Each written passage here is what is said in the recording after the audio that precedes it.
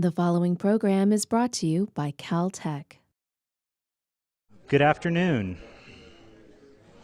Welcome back. Hope everybody enjoyed lunch. We're ready for our first presenter of the afternoon. Professor Susnia Haile is a professor of materials science and chemical engineering here at Caltech. She earned her PhD in materials science and engineering from MIT in 1992. Her research encompasses solid-state ionic materials and devices with a particular focus on energy technologies. She's published more than 120 articles on those and other topics. In 2008, Professor Haile was awarded an American Competitiveness and Innovation ACI Fellowship from the National Science Foundation in recognition of her timely and transformative research in the energy field and her dedication to inclusive mentoring, education, and outreach across many levels.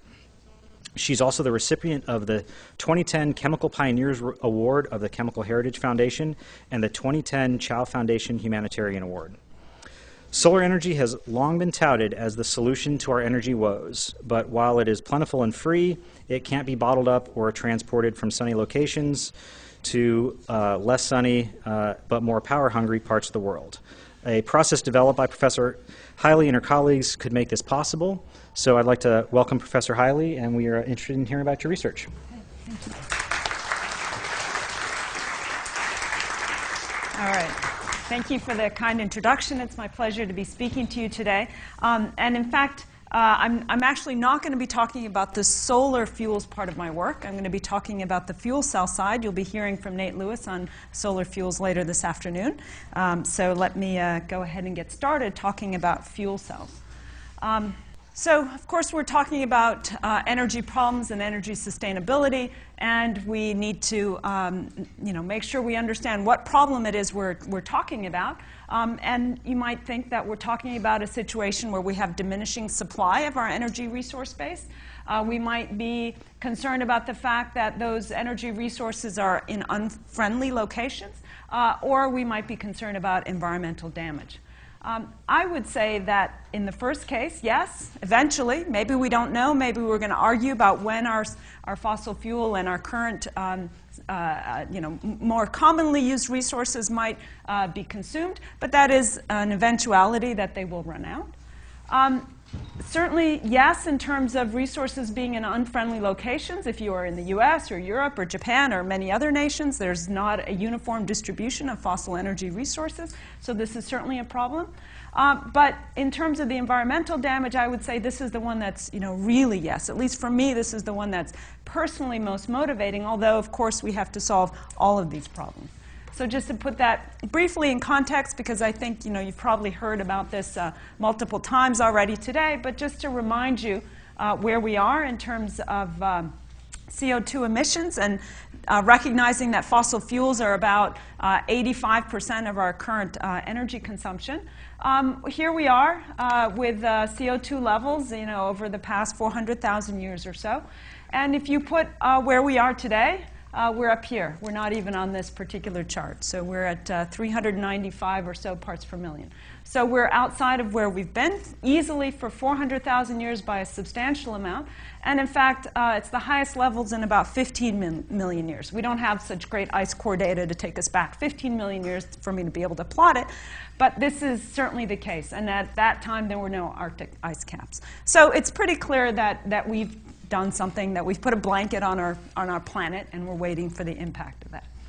So what are the features of an energy solution then, given the problems that we have? Well, of course, we'd like it to be environmentally benign then. And then to address the other aspects of the energy problem, we want to have an adequate domestic supply. And if you're a jobs proponent, that's also a good thing, because that means you've got jobs domestically, locally. But nevertheless, you'd still like to have this energy be conveniently transported and conveniently used. It shouldn't be something that we have to disrupt our energy infrastructure in order to employ it.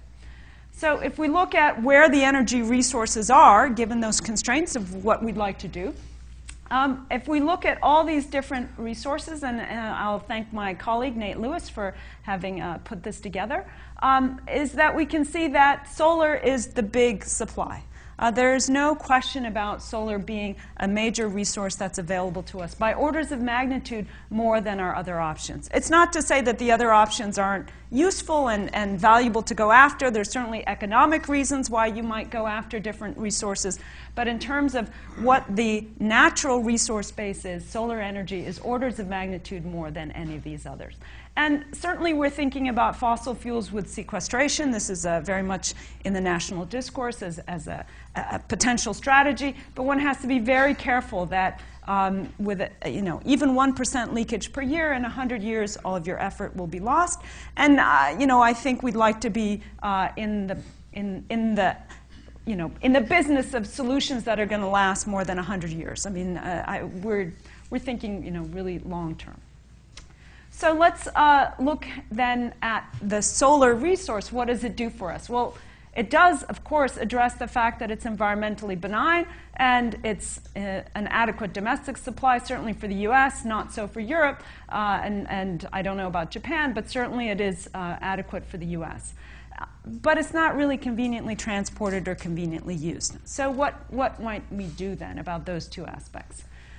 Well, if we try to put this all together in terms of some sort of sustainable energy cycle, let's look at our nice carbon-free source here, our nice sunny sun over at Caltech.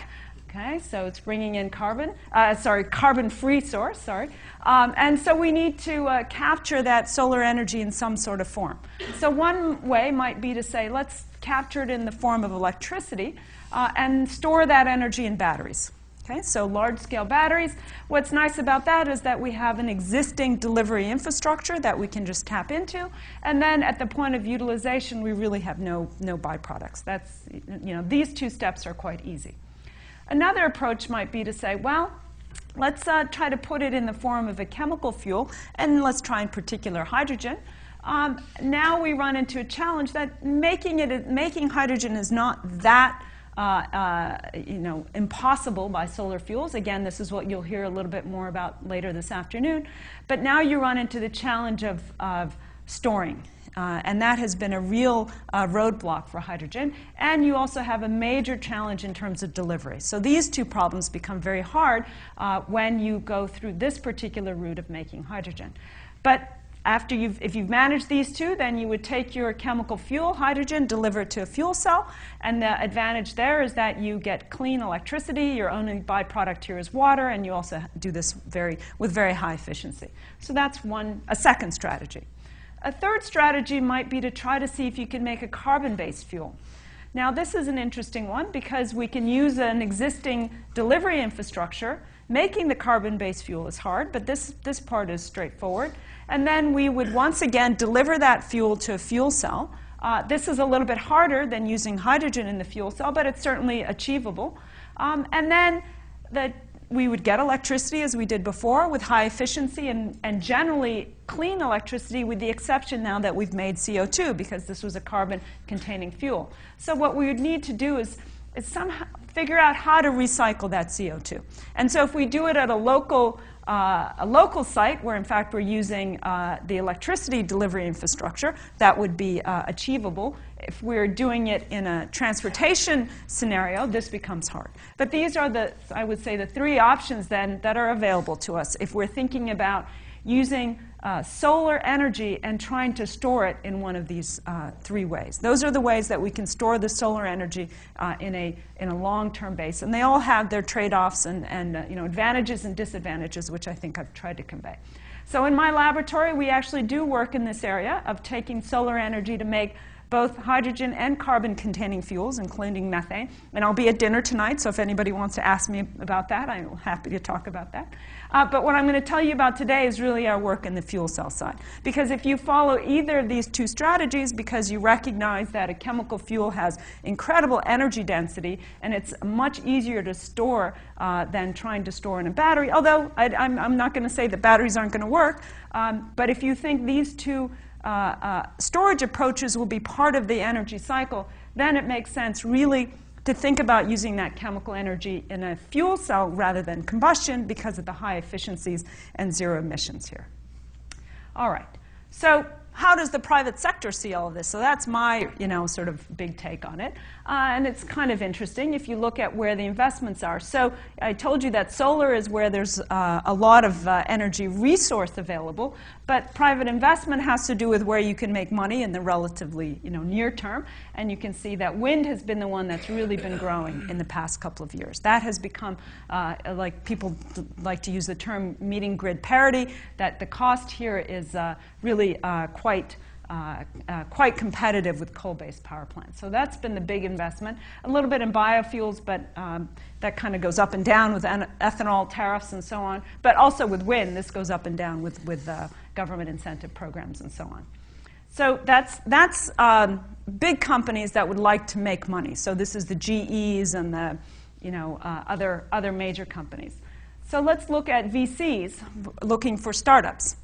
And so where they've been investing, well, in the past, recent change is that you can see that where solar was relatively small, it's become quite large in more recent years. And I don't have data more recent than 2007, but this is a big change that you can see there, that this recognition that solar energy is so important and that we have to put our investment there, and that's going to be where folks think that they're going to make big money.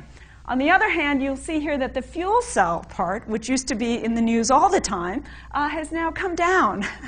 And that is, I would say, in part of the recognition of the difficulty of storing and transporting hydrogen. And fuel cells have gotten very much connected in terms of how they operate with the notion of a hydrogen economy, whereas, as I described, they can use a carbon-based fuel. They're not limited to hydrogen. So this has really been part of that perception. So let's, given that perception that, that it has to do with hydrogen, it's also interesting to see, I had another slide, which I guess I took out, which was to show you, it's coming later, so I won't give away that punchline. Okay. All right, so why do I personally think that fuel cells are part of the solution here? I mentioned to you that they have very high efficiency, and if you compare that to a combustion engine, I have some wide numbers here for fuel cell efficiency because they simply haven't been optimized to the level that combustion engines have, which have been commercially available for close to 100 years, whereas fuel cells have been sort of laboratory available for about 100 years, but not really optimized. And what's a key aspect of fuel cells is that their efficiency is, in fact, not a function of size. So there's a big driver in a big power plant to make it as big as possible if you'd like to get good efficiency. So if you're building a small coal-fired plant and you don't have the resources to make it large and use high-temperature materials, then it will inherently be low efficiency. Fuel cells can have high efficiency at all size scales, which makes them accessible, I would say, also in the developing world, which is a real advantage. And of course, that means they're also useful at different size scales, from stationary automotive to even down to portable electronics. And I'll show you in a minute why they have zero emissions, and I put zero emissions in quotes because it depends whether or not you think CO2 is a regulated gas. I heard this morning that EPA is stepping back from their controls of greenhouse gases, so I guess technically it still is a zero emissions device. And as I mentioned, operable on hydrogen, and of course you'd want to make your hydrogen by some appropriate means, not by coal gasification or so on, to actually make this make sense. The last aspect of the efficiency is that you can use the waste heat from that fuel cell to do cogeneration, and on paper the efficiencies are as high as 80 or 90%. All right, so how does a fuel cell work? So that's all that, why they're important. So let's, dig into some of the nitty-gritty here. So let's say we have an electrolyte here, which is a proton-conducting electrolyte. So it lets protons across, but nothing else across it. So no ions, no gases go across this. And now I bring hydrogen and oxygen on either side. And these two would like to get together. We know that. They want to get together, burn, and make water as the byproduct. So this is the overall reaction that would like to take place. That would be a lower Gibbs free energy overall. But you've got this electrolyte in the way, so the hydrogen and the oxygen can't see each other directly.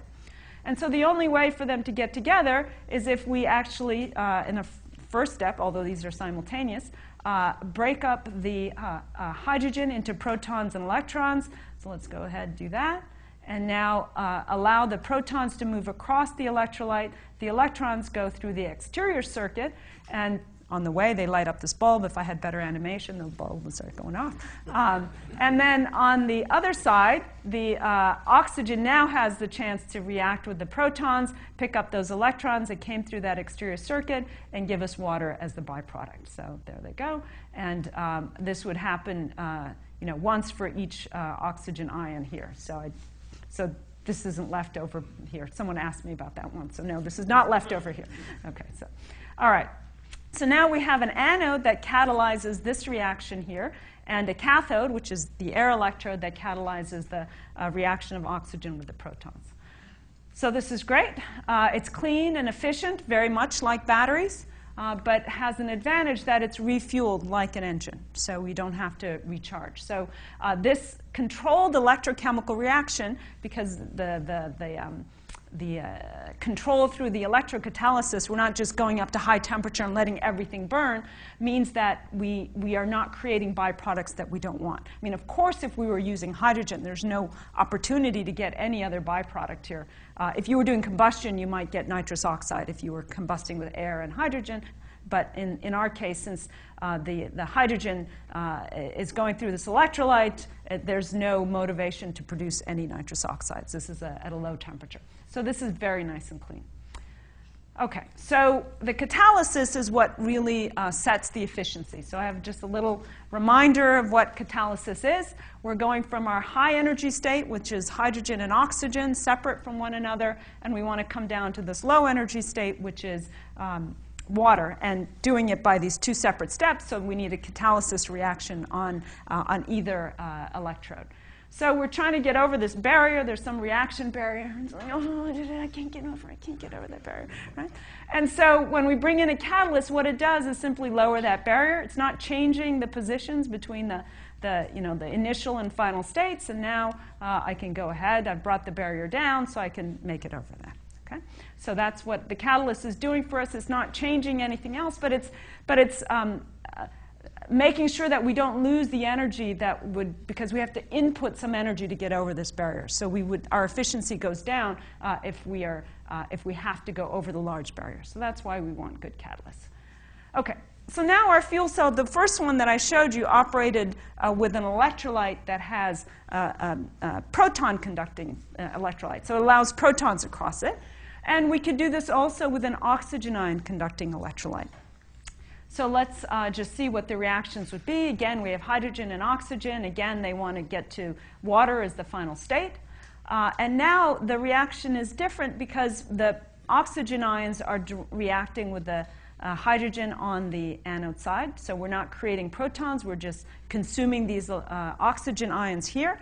And the electrons are, again, being produced at the anode side. And again, they make their way around at the same time as the oxygen ions are making their way through the electrolyte.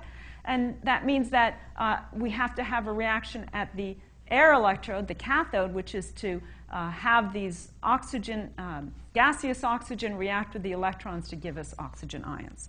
Okay, so very analogous but slightly different reactions, which means that the catalysts that we use are different for different situations. And if I could also point out that this type of electrolyte is the one that's better suited for a carbon-containing fuel. Because if you have oxygen ions coming across, they're kind of OK. They can react with hydrogen. They can react with carbon. They're good either way. If you have a proton-conducting electrolyte, you're moving the hydrogen, the proton across. So it's a little bit harder. I mean, you can still run it with a carbon-containing fuel. There's some extra steps there. But this oxygen ion conducting electrolyte is better suited for a carbon-containing fuel. Again, we have the anode, the cathode, and again, we have to catalyze these reactions with these components. Okay? All right. One more aspect about fuel cell behavior. So just to tell you what we measure when we measure a fuel cell, what are our defining characteristics. When we make the complete fuel cell, what we're interested in is what is that cell voltage as we're drawing current through the cell. Okay, so you've probably measured the voltage across a battery at some point, check to make sure it's a 9-volt battery, and you get 9 volts out of it. So in our fuel cell, if we have hydrogen on one side, oxygen on the other side, we know what the Gibbs free energy change for that reaction is. And so from that, we can compute directly what the voltage should be that corresponds to that Gibbs free energy change of reaction.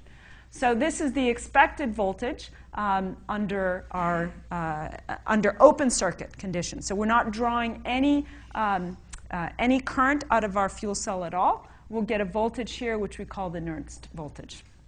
And for a typical fuel cell, it's on the order of 1 volt, very convenient for how do you scale things. So you can keep in mind about 1 volt. So that's the voltage at 0 current. So that's where we would be up here around 1 volt. So now, as we start to draw current, we notice that there are voltage losses. And the first one is the fact that we might not get our theoretical voltage at all at the starting point here of 0 current density. And that might be because we've got gas leaks across our system. Maybe we have some electronic shortage across our system, all sorts of things that would prevent us from getting the theoretical voltage and come down to here, even under open circuit conditions when we're not drawing any electricity out. Now, as we start to actually draw some current through our system, we see that we feel the impact of that slow catalysis. So we're basically using up some of our potential in order to get over those reaction barriers. So we have this big initial drop in voltage, which we don't like to see. So that's an initial drop. And then as we start to draw more current, what we see is that we get into a somewhat linear regime, which is the ohmic resistance of that electrolyte. So to say that we're trying to move the ions across, and they're not able to keep up, right? So we have to use up some of the voltage to actually drive the ions across. So that's the linear component. And then way out here, we have what we call a mass transfer resistance, which is just to say now the gases can't get in and out of those porous electrodes as quickly as we're trying to get current out. So all of these things cause this voltage to fall. So the power that we get out of our fuel cell is just current times voltage. And so if we look at the power density, it has this general curve, slightly parabolic, which is basically to say I'm taking this dark black line, multiplying it by this current density here, and I end up with a power density. And so I have my peak efficiency. Efficiency basically scales with the voltage, how close I am to the theoretical voltage. So my peak efficiency is way down here when I'm not actually producing much power. And my peak power is at these intermediate values of current density or intermediate values of voltage. And so that's a little bit different from a combustion engine, which if you idle, you say, oh, that's my worst efficiency. Here, basically idling is my high efficiency, in part because I'm not using much of the fuel, so I just recycle it. OK, so now I have a bunch of components then in my fuel cell. I have the electrolyte, the 2 electrodes, maybe a separate catalyst layer, and I have to seal it and so on. So all of these different materials have to do different functions. My electrolyte, I think I've made it clear, they need to transport the ions. They need to be impermeable to gases. They need to block electrons, otherwise you have an internal short circuit. So that's the function of the electrolyte, often called the membrane.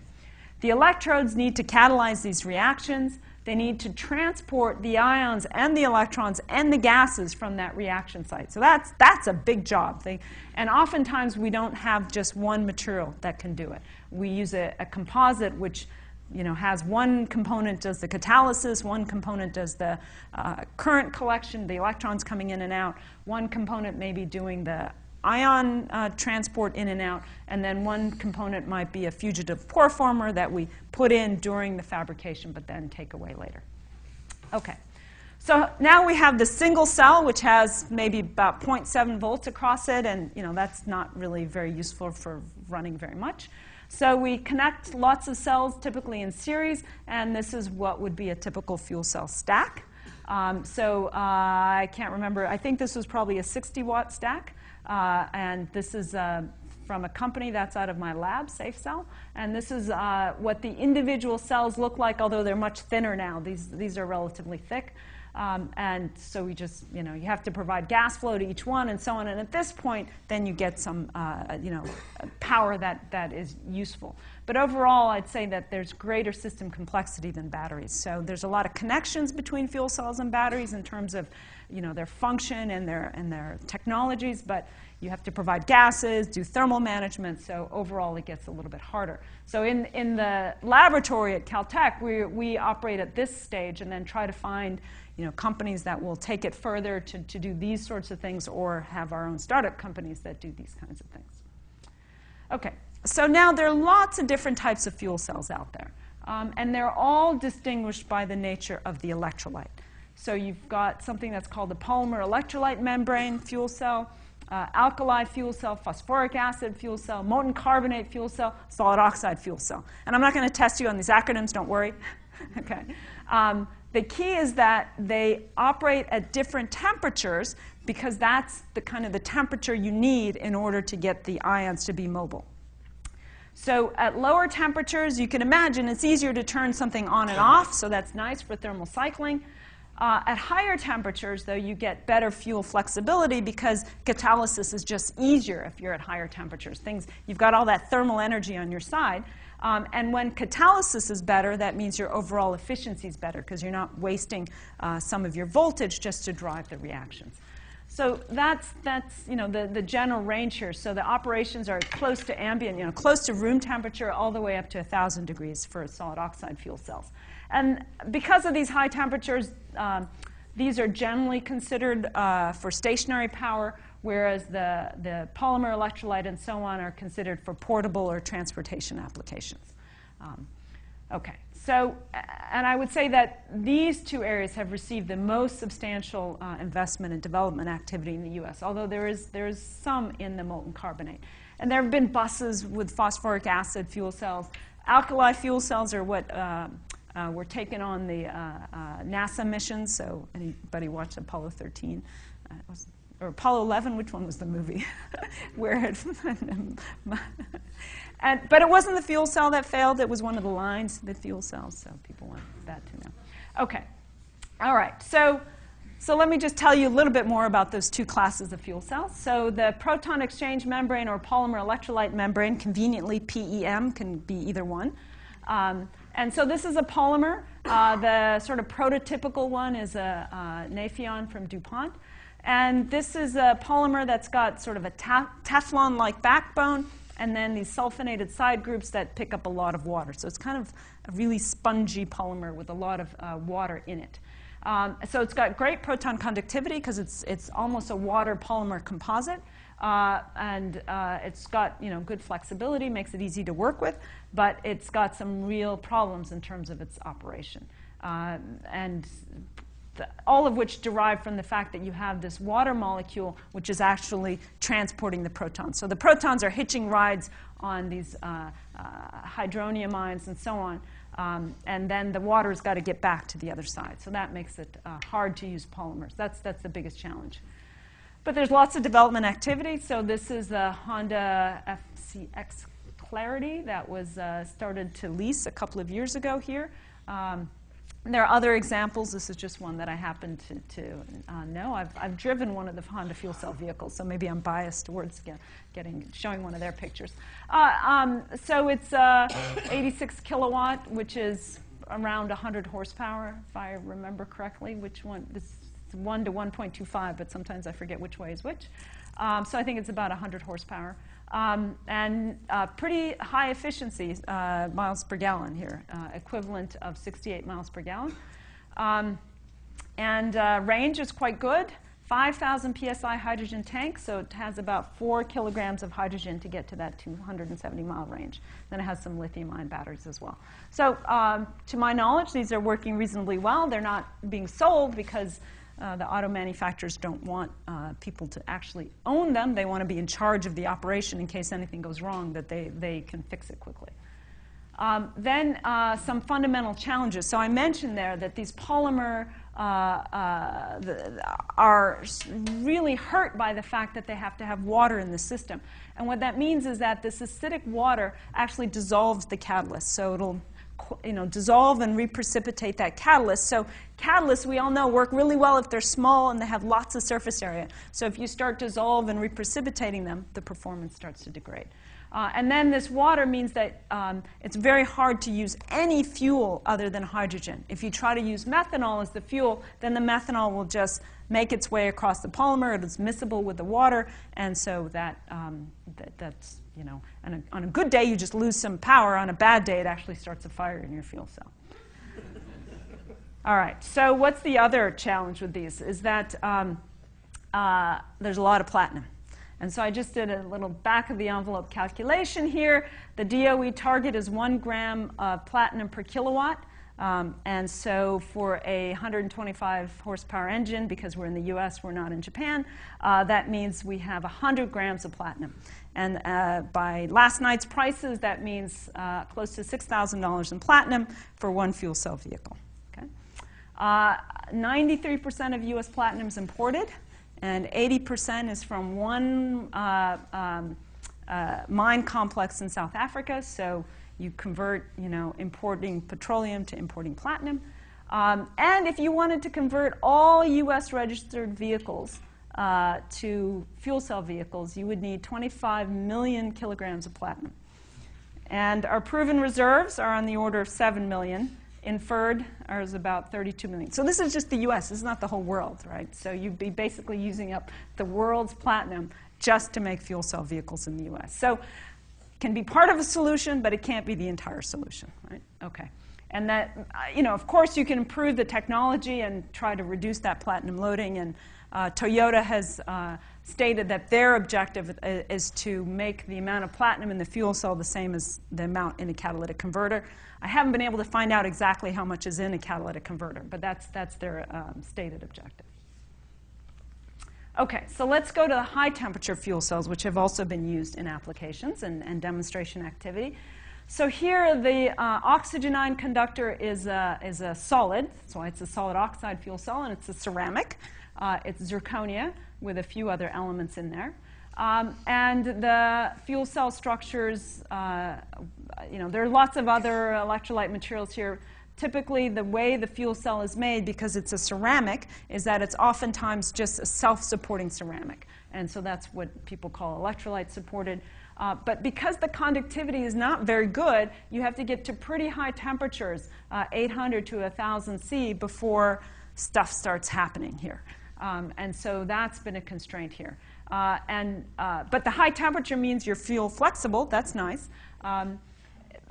Again, the high temperature means that you have to have all the other components be able to withstand these high temperatures. And typically that means you're looking at costly materials, high temperature metals and so on. So that is a challenge. And also poor thermal cyclability. If it turns down, or if you wanted to turn it up and down, that's a challenge. So DOE has had the stated goal of bringing the operation temperature down by a few hundred degrees to make it much more cost effective.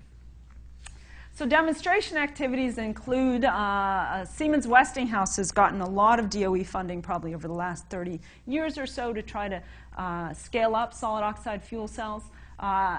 This is one that is supposed to be at the National Fuel Cell Research Center. There was some delay in the installation, so I don't know if it's actually, well, it's installed, but there was some delay in the operation. So it must be operational by now, but I couldn't confirm that. And the stated target here is 60 to 70% efficiency. And the demonstrated is 53, which is not bad. And so that seems to be something that's working well in terms of demonstration. Overall, solid oxide fuel cells, if you're operated at high temperatures for long, without turning them on and off, are quite stable. So they are quite functional. Now, you probably never heard of this in the press. That's my guess. Never, not something that you saw some press release about. On the other hand, you probably have heard about this company. That's my guess. How many people have heard of this one? Yeah. Okay. So I just want to point out to you that this drawing and this drawing are pretty similar. Okay. So, which is to say that I don't mean for you to be able to see the details here. It's just to say that it's quite interesting that Bloom Energy Systems has been able to generate a lot of enthusiasm, which is great. Their technology is basically the same as every other solid oxide fuel cell system. They now market a 100 kilowatt SOFC stack. We have about 20 of these or so on campus that were installed, so giving us about 2 megawatts, which is substantial out of about our 15 megawatt load, and I think you'll hear about that more. They run on natural gas. I have not been able to find their efficiency numbers, although before, when they were ion energy, their stated efficiencies were on the order of high 30%. And they are also trying to make hydrogen as a byproduct, which is interesting because they want to be prepared for the hydrogen economy, at least when they started off 8 years ago. But I don't know if that's an important point for them now.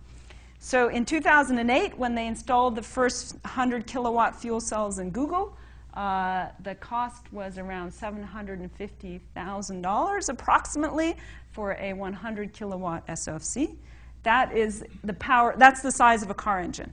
Okay, so that's a non-trivial amount of money to pay for a car engine. And they've raised on the order of $600 million. Very nice. In the VC funding. So basically, it's a conventional technology. I'd say that we want to see success because everyone is looking to see that fuel cells can actually deliver on the promise. But this gives you an idea of how hard it actually is to get from the laboratory breakthroughs that we do to actually something that's commercially viable. All right, and then this was just to say then, again, I imagine that most people have heard about fuel cells in the context of fuel cell vehicles. But if you look at the amount of the total megawatts shipped for installation, it's much more in the stationary side than it is in the transportation. This is, except for Bloom Energy now, this is something that simply hasn't been recognized as the area where fuel cells are important. And that's just simply the way the press goes. Okay, so this is where I think that there's a lot of impact that one can make on the carbon footprint, because this is where we use coal, right? So transportation, yes, we use oil, and it's important for energy independence, but this is where it's important for carbon footprint. So let's look again at these fuel cell types. So we've got this thing that, some are really good because you can cycle them on and off, and some are good because they have fuel flexibility and efficiency. Well, how about if I just turn that around and say, wait a minute, if I increase the temperature, I've got better fuel flexibility. If I decrease, I've got good thermal cycling. So maybe this is the temperature regime that I want to be in. If I look at that, I notice that, if I remember those acronyms, alkali fuel cell, this is potassium hydroxide, phosphoric is phosphoric acid, and molten carbonate. These are all painfully corrosive liquids, painfully corrosive. And maybe it's because deep down, I'm more of a material scientist than a chemical engineer, but these are not corrosive liquids that I want to be working with. So let's see, do we have an opportunity to develop solid electrolytes that can meet this target regime? So that's really what we do in my laboratory. So that was all preamble about where the world is. So let me start telling you about what we do to try to target this regime and some of the successes we've had. So if we look at electrolyte materials available, this is a bit of a messy plot, but what I want to point out to you is that there is this compound, cesium dihydrogen phosphate, which has high conductivity right in here, as long as you're in the high temperature phase. And then there's some Ceria-based materials here, which have high conductivity in this intermediate temperature regime as well. So we are taking this top bit here and this top bit here and working with those two electrolytes. Okay? So in their class, in their window, they're the highest conductivity materials. So let's see what this cesium dihydrogen phosphate is. It's a solid acid type of electrolyte, and it's really not used outside of my laboratory, or at least not until recent years. So we consider these as chemical intermediates between what I would say is a normal salt and a normal acid. So sulfuric acid is a pretty normal salt. I think most people would be familiar with that. But maybe cesium sulfate is not, table salt, but it's pretty close. And so you end up with a compound here which has a proton in the chemical formula. And so it's physically quite similar to a salt, with the exception, if you looked at it, you would think it was a salt. It's, white crystals. But it has this unusual feature of having structural disorder at what I call warm temperatures.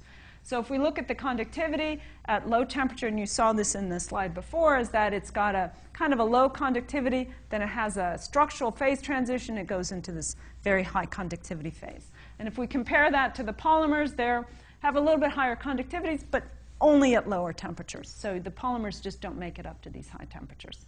So some of the properties are that this is direct proton transport. These are not lazy protons getting rides on water molecules. These protons are moving along. Maybe it's because originally from Ethiopia, we have marathon runners. People go on their own 2 feet. All right. These are humidity insensitive and impermeable materials.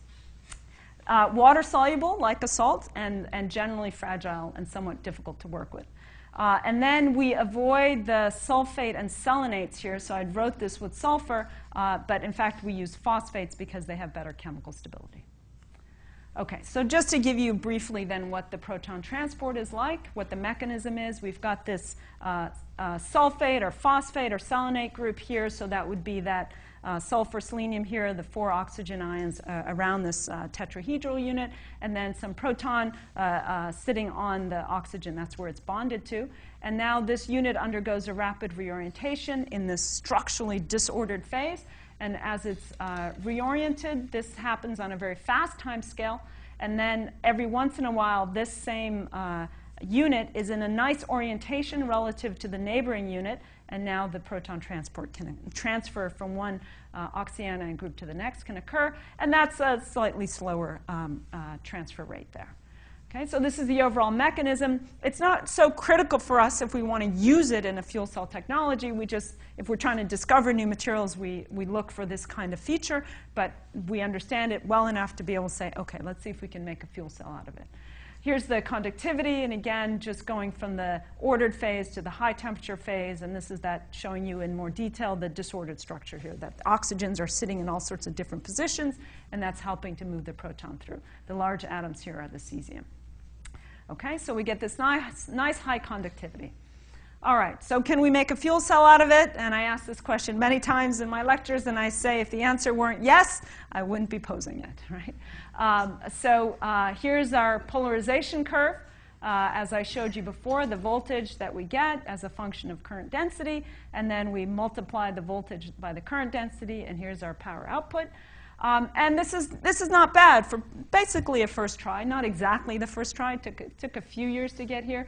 But I like to point out that phosphoric acid fuel cells, when they were commercialized, or pseudo-commercialized, and DOE put in a lot of money to try to give incentives for people to buy them, they were about at this level. So not bad, a couple of students in the Caltech lab compared to UTRC and dozens of people and big DOE influence. All right, so this is generally how it works. We have this thin electrolyte. We try to keep that electrolyte thin so the ohmic resistance across it is small, so we can go down to 25 microns. And that's nice. That's well and good. Okay, so what else can we do? So because we're operating at around 250 Celsius here, and because we have no crossover, meaning that there's no liquid that can get across our membrane, we expected that we should be able to use methanol as our fuel. Now, I mentioned that methanol is a little bit hard. It's got carbon, so how do you oxidize the carbon if you have protons coming across, right? And so the way that is done is you take the methanol, react it with water, and that gives you protons, it gives you CO2 as a byproduct, and then electrons. You could do this externally. This is called the reforming reaction, and then gives you hydrogen that you would feed to your fuel cell. Or you can do it internally with an electrochemical reaction that directly gives you protons. So these are the two approaches. And so what we did here was simply say, OK, let's add a methanol reforming catalyst to the anode side of our fuel cell and see how that works. And then we're just going to feed in vapor phase methanol. The rest is the same. Here's our electrolyte. Here's our cathode side with the oxygen coming in. And the temperatures work out very nicely because these reforming catalysts operate around 250 C. Our fuel cell is operating at 250 C. The fuel cell is a little bit exothermic. The reforming reaction is a little bit endothermic, needs a little bit of heat to get it going. So perfect. So integrated design. Let's see if it works. And again, I wouldn't pose it if the answer weren't yes, so there it is. So here's our fuel cell operated on hydrogen. And then when we switch the gas over to methanol, 42 volume% in steam, we have a very nice power output, which is about 85% of what we were getting out of hydrogen. Now, for typical polymer systems, that ratio is around 10% because they lose so much methanol through it. In fact, the methanol concentration needs to be really, really small to prevent the crossover from being significant. So just to convince ourselves that the reformer was actually doing something, we ran it without the reformer. And you can see there's a big difference between hydrogen and methanol in that case if we didn't have that reforming catalyst. And then we said, you know what? What if we had the perfect reforming catalyst? And what we got out of it was 1% CO, 24% CO2, and balanced hydrogen. Let's see how that would perform. And it's just almost as good as hydrogen. It's basically a dilution effect here that we have 25% is not hydrogen. There's no poisoning or no problem from having CO in this fuel cell. So that's great. So it works wonderfully. All right, so we thought, well, you know, this was about the time, there's a lot of talk about ethanol as a fuel, so can we do ethanol? And yes, the answer is we can do ethanol. It doesn't give us power output quite as high as methanol, but it's pretty good. And again, much better than typical polymer fuel cells. And then, for reasons that are not clear to me, my students said, well, you know, maybe you're on the plane and you've run out of ethanol, and look at that, 36 volume% in water. It's probably relative to something you could get on the plane, so let's try it. Vodka. And it works pretty well. Okay. So I like to say that we were testing impurity tolerance here, and that's why we had vodka. I don't know. So anyway, it works. It works very well. All right. So now going from that laboratory breakthrough to actual product. So these were my two first students, actually, that went and did a startup company, Superprotonic. And this was an initial stack they had made back in 2007. And you go through the numbers, it would have cost you about $126 in platinum to light one light bulb, but you know, you got to make progress one step at a time. Tom Friedman had come by right before he was doing some research for his book that came out a little bit after that. And we wired up a cell phone for him, and he called his wife. And his wife was very astute because she asked him, where are you getting the hydrogen from?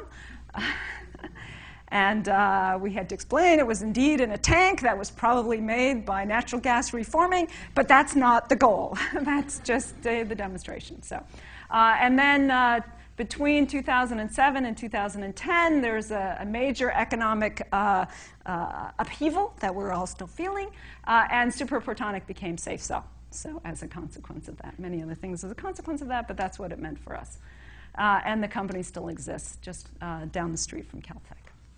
All right, so there's some challenges here for this type of fuel cell. Again, I said we need a large amount of platinum. We haven't solved that problem. There's some performance degradation. There is water sensitivity of the electrolyte because the electrolyte can dehydrate. And if we have too high humidity in our system, the condensate can dissolve the electrolyte. And the mechanical properties aren't very good. So that also leads to this performance degradation. So I had more, but after lunch, how it's doing.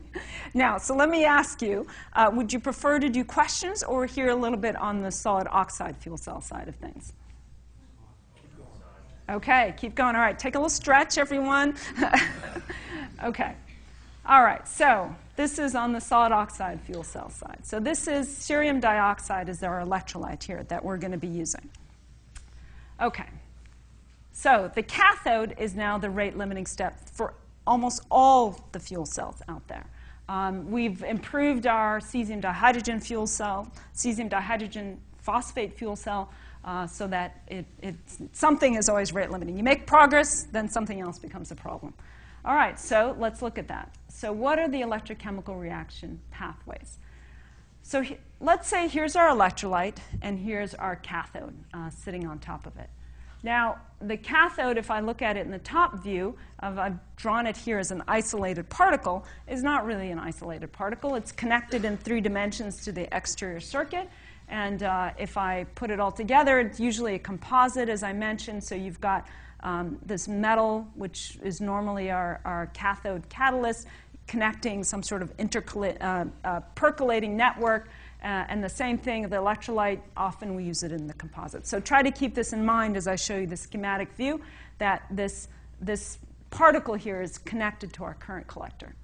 So we go back to this picture and we say, all right, so let's let this gas come in. And at the cathode, we have to change the oxygen gas into oxygen ions. That's the function of the cathode. So that means the electrons are coming in. And maybe in this case, the oxygen is absorbed onto the surface of this cathode material, diffuses on the surface. And this is the point where I have the electrochemical reaction. So that's one possibility. And if that's the case, I call this a triple point path, because this is the point at which sort of the gas phase, the cathode, which is usually a metal, and the electrolyte are all in contact with one another. I call it triple point. And in fact, in this two-dimensional picture, I can see it's actually a line. It's not just a point. Okay? So that's where my active region is. Now I can imagine a different pathway, which is to say, maybe this cathode material is actually permeable to the oxygen ions. So the electrons can go through it, and the oxygen ions can go through it. Well, that is interesting. So let me call this the electrode bulk path. And what that means is now the active region is the whole thing. So all of a sudden, this looks a lot better because I have a lot more places where the reaction can take place. I can consider another pathway, which might be something to do with this electrolyte, which is, I call it in quotes, because now maybe my electrolyte can allow electrons to move through it. And so now the reaction can take place on the surface of the electrolyte because it's just a little bit electronically conducting.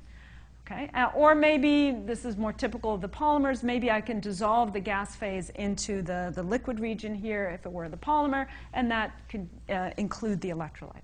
So if I consider this picture, then I have an active region on the surface, and the further and further away I get from this metal, it becomes less active because it's, the electron conductivity through this electrolyte is not going to be very good.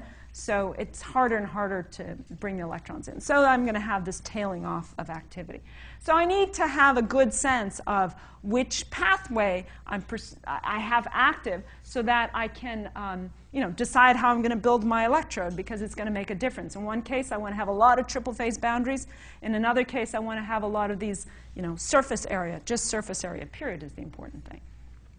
So in the case of most cathodes that were out there when we got started, they are based on this perovskite crystal structure. And most of them have poor oxygen ion transport. So they become dominated by this triple point path. So most of them behave this way, and then the reactions, as I said, are limited to this point. So that's, again, not great. So we started to look at materials that were known to have very good oxygen flux. So you know what, let's not worry about electronic conductivity at this point. Let's not worry about some of these other properties that other people were concerned about, and really focus on flux, because if you have high flux, then you should be able to go through the bulk pathway. And so the material that we looked at is this nice alphabet soup. One of my students called it that because he felt he was trying every element on the periodic table.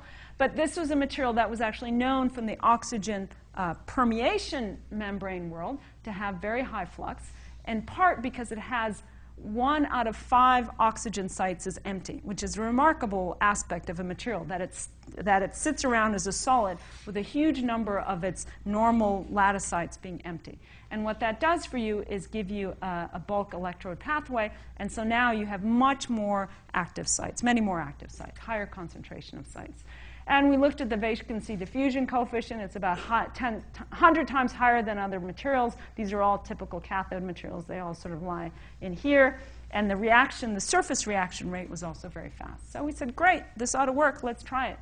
And sure enough, we managed to get record performance it took a lot of good processing as well. Here's our electrolyte, which is 20 microns in thickness. Deposit this 10-micron cathode and support it on this porous anode. And we get performance here, fuel cell power output, which was record-breaking when we published this in 2004. Since then, other labs have gotten close to this, and one lab has done about 2 watts per centimeter squared at this temperature. So it still continues to be one of the records. So this was fun to be able to say, okay, we're gonna sort of shift the paradigm and look for materials that have a different set of characteristics than what people were looking for previously, and to have it pay off here and give very high performance. So now, as I said, once you solve one problem, you need to go on and tackle the next. So the next problem was that the anode has become rate limiting.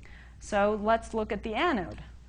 Okay, so once you solve that, let's look at the anode. So the anode has a very analogous set of reactions as we thought about for the cathode, that you can have these different pathways as well. Again, our goal is to not be limited by this triple phase pathway. So if we look at this, that means that we're interested in a material here that can transport both oxygen ions and electrons. That's the same thing that we were looking for in the case of the cathode. Or even the electrolyte could transport both oxygen ions and electrons. So as it turns out, what I'm going to show you is that for Ceria, our Ceria electrolytes, in fact, this is the pathway that is operative when we consider the Ceria as the electrolyte. On the other hand, if we consider the Ceria as the anode, this is the pathway. Either way, it means that you have a material that can transport oxygen ions and electrons, and so you're hoping that you have a high reaction rate on the surface and lots of mobility here, so lots of flux. In the same case here, you hope you have a high reaction here and lots of flux for those oxygen ions and electrons to move. Okay? So why can Ceria do this? I mean, why can it be, on the one hand, considered an electrolyte, on the other hand, considered an anode material? And it turns out it's because under more oxidizing conditions, so air is right around here, it's a pure ionic conductor, and as you reduce it, as you go to more reducing conditions, introduce hydrogen, which is the case in the anode, then it becomes a mixed conductor, because you start to change some of that cerium 4+ to a 3+ valence state. And in doing so, that introduces electronic conductivity. So now you've got this material which is tunable. It's perfect. When you need it to be an electronic conductor, it is. And when you need it to be an ionic conductor, it is. So perfect. So all right, so let's go ahead. So we're trying to identify if that means that the reaction can really happen on this surface. That's what we want to know now. We think it should, but can it? And so we created a set of experiments here where we use this pure ionic conductor. Then we're using our Ceria, which we think is a mixed conductor, and then putting some metal patterns, which are, we think, going to serve as current collectors rather than catalysts, that the Ceria is going to do the catalysis.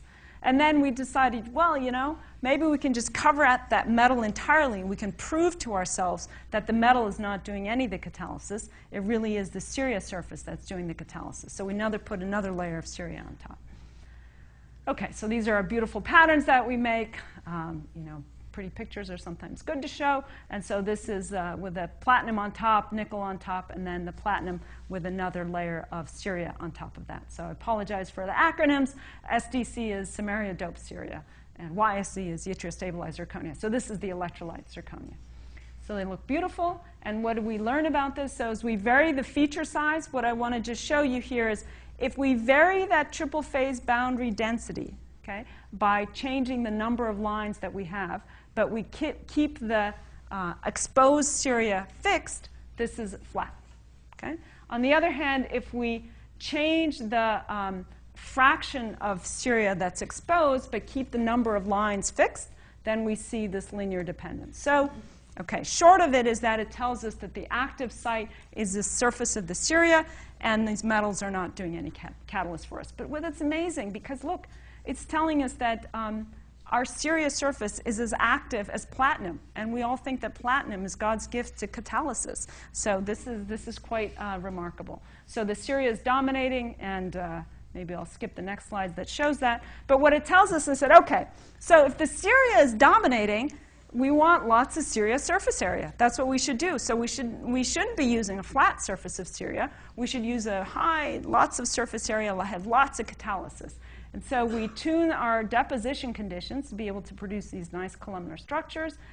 We need to put our metal on top as a current collector, so that's what that looks like. We have to allow the gases to still get in. So this took a bit of tuning here as well. And then when you put that all together, you see that the resistance associated with the electrochemical reaction is now about 2 orders of magnitude lower than any other example in literature. Like, wow, this is great. So we've got that step done. We still need to put that into a fuel cell, but this is the value that we've gotten to, again, so it's just to give you a flavor of how, if you understand some of those fundamental aspects, you can actually start to use that to create an electrode structure and therefore a fuel cell, which is going to have the desired performance. Okay, so then we said, now that we know enough about the fundamental aspects of the ion transport and the electrochemical reaction, can we start to think about, how far we could push this? I mean, do we have the fundamental parameters? So we actually did a calculation. First, we got some parameters that we couldn't directly measure through fitting to our fuel cell measurement, and then, validated our model. So this is a simulation. This is not just a fit, but this is a simulation based on fits to other data. And so we can reproduce our experimental data. And then we said, how about if we tweak parameters like surface area and gas diffusion, permeability by changing microstructure? So the only thing we're going to do is change microstructure and not change material properties. How far could we go? Could we do a lot better? And we said, yeah, you could actually do 10 times better than what we're doing today. Using those known material properties simply by tweaking microstructure in the way that I just showed you in that last example. And so this was our peak performance was 1 watt per centimeter squared, and so we think we could get close to 10. So, and that's based on, again, it's not just, I think I can do it, but really with a very well-validated model. Okay, so then in summary and conclusions, of course, you're all here because sustainable energy is really the grand challenge. I don't need to tell you that. But of course, the solutions must meet the need and not the hype. And I continue to believe that fuel cells can play an important role.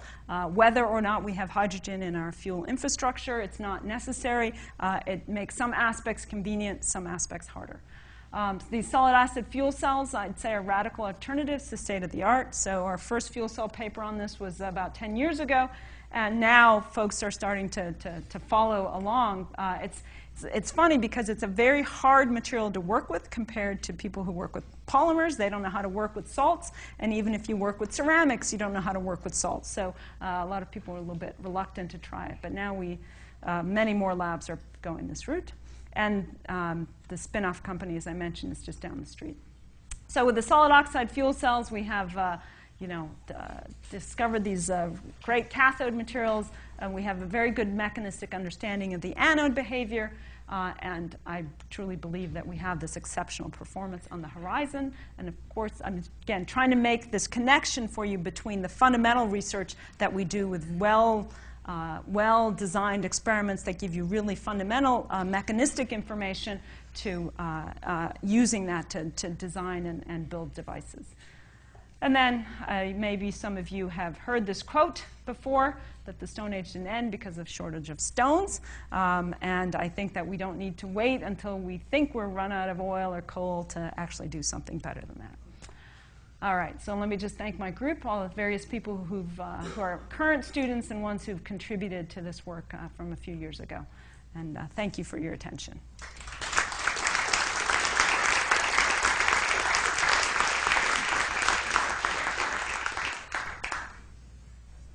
All right, questions? You've mentioned this company that's down the street. Mm-hmm. What is their 3-year, 5-year outlook? I mean, how substantial is their future in your view? Depends if you're willing to invest.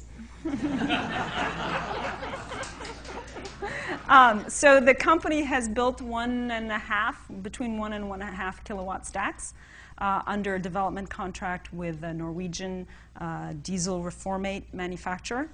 And the discussions are underway to see whether they would do another development contract.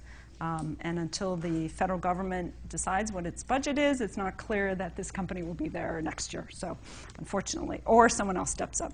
So, and to what extent are you dependent on government funding versus private? So before the economic downturn, it was all VC money.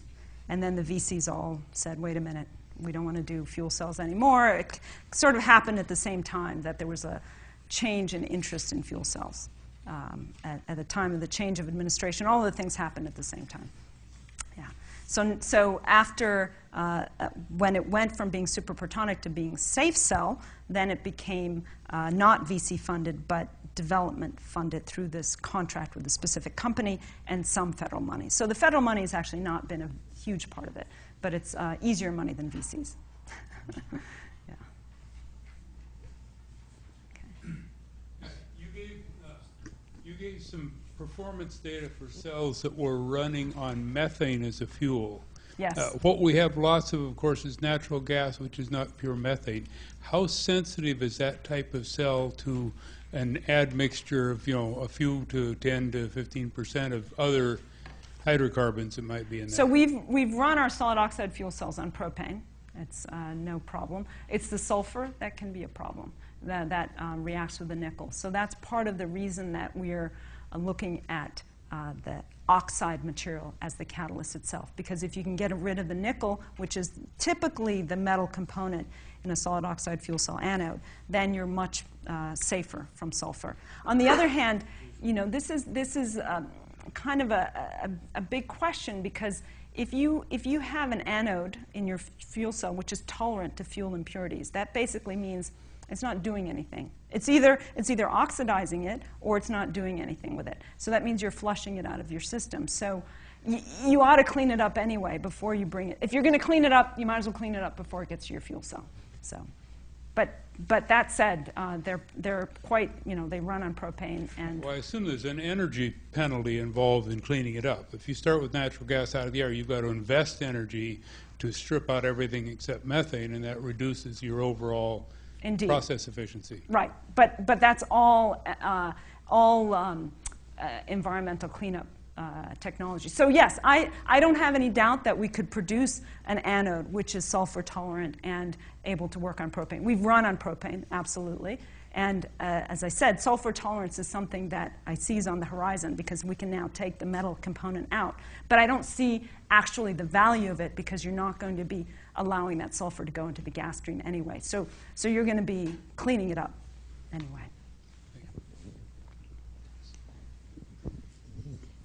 Hi. One of the issues fuel cells have had in the past is longevity, durability. Can you speak to that issue? In the solid acid case, that is still a problem for us.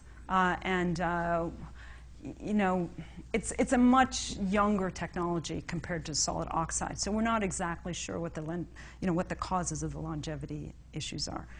So it's there. And on the solid oxide side, a lot of the longevity issues come about because you're operating at 800 to 1,000 degrees C. Now that we're at 650, that is much less of a problem. So we don't see it on our laboratory time scale. So who's to say on the commercial time scale? So 2 questions. You mentioned the Bloom Energy. It was stunning, $750,000 for around 100 horsepower. How is that? I wonder how that's economic. I mean, we read a lot. So what I should say that Bloom has now gone away from the model where they sell the fuel cells themselves. They now go to a model where they sell the electricity, and so the it's leased and all that. Pardon? It's leased. So it's leased, and also here's an interesting statistic. So California has a SIGR something. There's some SGIP, yes, self-generation incentive program. And so it turns out that last year, something like $325 million was in that program, and something like $250 million of it went to Bloom Energy cells. So it's a subsidy, I see. That's how they're making that work. Yeah, and so that makes the electricity costs go down, yeah, so Caltech has the Bloom cells and views it as decreasing the bottom line cost for electricity. Okay. My other question is your ending research sounded really positive. 10 watts per square centimeter. I mean, that sounds very promising. What do you see? Is there a lot more fundamental research, or is there, I don't know, what would the outlook be? So again, this is not, pulled out of nowhere. We actually sat down and said, okay, what would it take? Can you get the particles small enough? I think that one of the, we came up with particle sizes, 20 nanometers, which is achievable, but not really done yet in solid oxide fuel cells. Again, because they've been operated at high temperatures, so 20 nanometers would never stick around, right? But once you bring it down to 600, you can, you can at least contemplate that it might last. Okay. And in the anode material that I showed you, it's actually quite stable. Again, laboratory timescales, like a couple of days, no change. So, Okay, yeah. neat. I remember reading your article in ENAS about the high temperature conversion of CO2 and water to syngas, and I recall that that also used cerium. So it seems does. to be this very magical Yes. thing that's Yes. useful in two very different situations. Yes. The question, I guess, is how widespread is cerium? I mean, should I be investing in cerium? Right. So about 2 years ago, it would have made a lot of sense to invest. And I used to actually put a slide up there saying, here's the California mine where they've stopped mining cerium. But if you can get in on this before it takes off. And now the price of cerium has gone up. So cerium is actually as abundant as copper, if you look at the USGS. So even though it's in the rare earth part of the periodic table, so it's copper, zinc are in there. So, and we, I went through sort of the big picture numbers to see how many power plants you could do. You could do a significant. I mean, you wouldn't, one of these things. You couldn't do all of U.S. electricity in terms of backing it up for 6 hours of methane operation on all of the electricity demand in the U.S. I don't think you could get there. Certainly not all in the, I can't remember if it was all in the world or all in the U.S., but I think you wouldn't get there. But it's a very good way to make a substantial amount of methane from solar energy, or hydrogen if you wanted to, or syngas if you were going to make a liquid fuel after that. Yeah. Any more questions?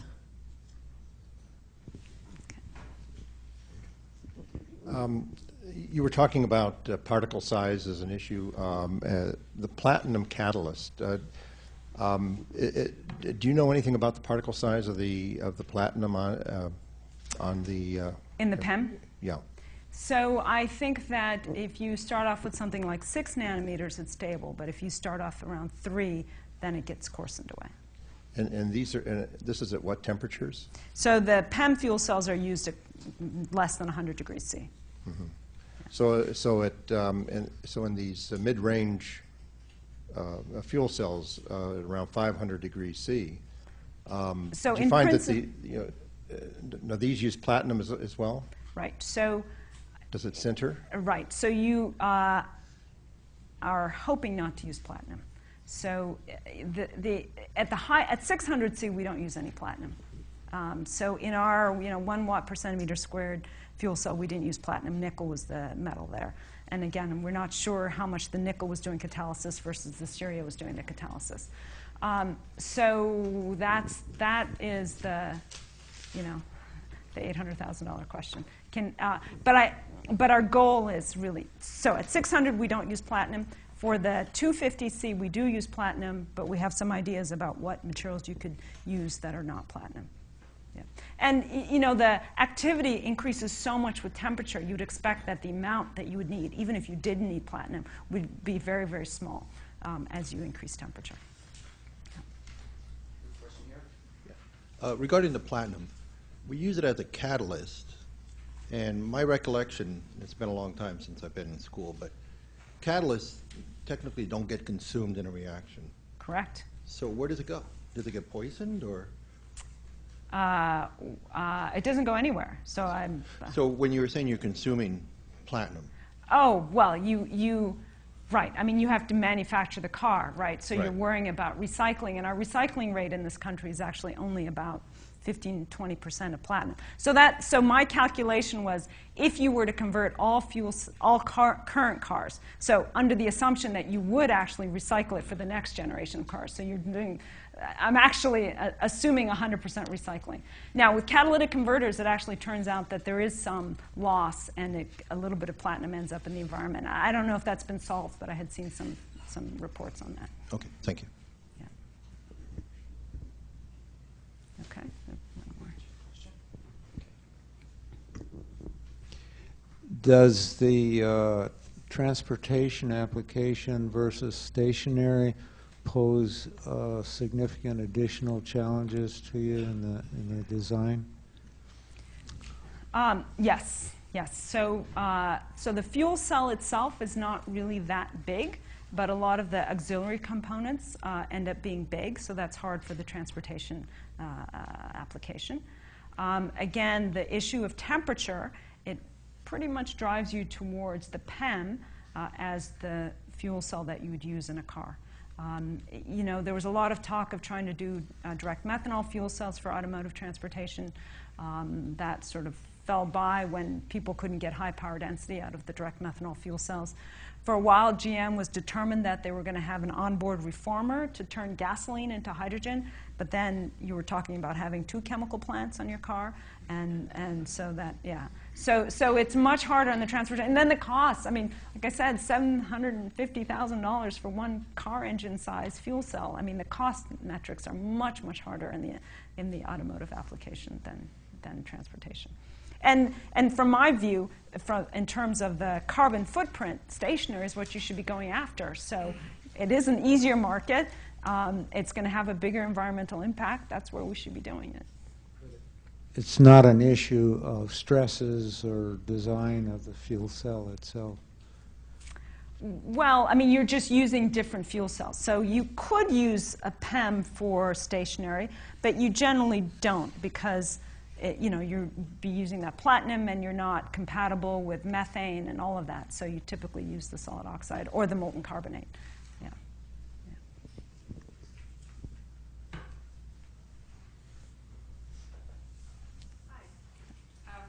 I was wondering about the cyclability. You were mentioning, say for the stationary systems, what numbers can you get to before they die? How many on-off cycles? Yeah. Oh, you know, the part of the good news is that even if you shut them off, they've got so much thermal mass that it takes them a while to cool down. But I don't actually know what the goals are there, how much degradation loss per on-off cycle. But do you know, say, for example, to get down to 70% of its original efficiency, like how many cycles? My guess is that you actually run into fracture, so you get actual failure. So Okay. it's not so much that you've lost a performance amount. It's really that you've just Completely failed. Completely failed. Yeah, Okay. that's my guess, but I'm not positive. Okay, but you can't give any numbers on about how many, like is it 1,000 cycles, 100 cycles? Or? Oh, gosh. I mean, I don't think people test SOFCs for 1,000 on-off cycles all the way. I mean, so we've done it for the solid acid because that's, you know, viewed, you know, we envision it more for an application which has a lot of on-off cycles. And there it actually turns out to be the same degradation rate as if you didn't have on-off cycling. So because there's no fracture mechanism there, it just doesn't fracture in the same way that the ceramic, the high temperature ceramic does. So, and that one I can answer. I mean, we just haven't done it for the solid oxide, and it's a little bit atypical to do that experiment. Well, I was just wondering, like, say if you do have a plant that's, you know, getting solar energy and converting it and storing it and then using it, how long could you use that facility before you have to turn it on and off? Well, no, But you I don't mean, have to turn it on and off. Just, right. Oh, the lifetimes are quite long. Okay. So it's like a coal-fired power plant. You just don't, Okay. you don't ramp it up and down. You just run it stationary. Or a nuclear power plant. You just run it at constant power the whole time. Yeah. Okay. So the lifetimes for the solid oxide fuel cell, if you're not turning it on and off, are stable. I mean, Siemens-Westinghouse, the head of their technology effort, Subhash Singhal, you know, Mr. Fuel Cell for a while, said there's no materials development necessary for SOFCs. We've run 10,000 hours, no problem. You know, it's just about marketing. That was his comment. So stability, if you're not turning it on and off, is no problem. All right, thanks. Mm-hmm.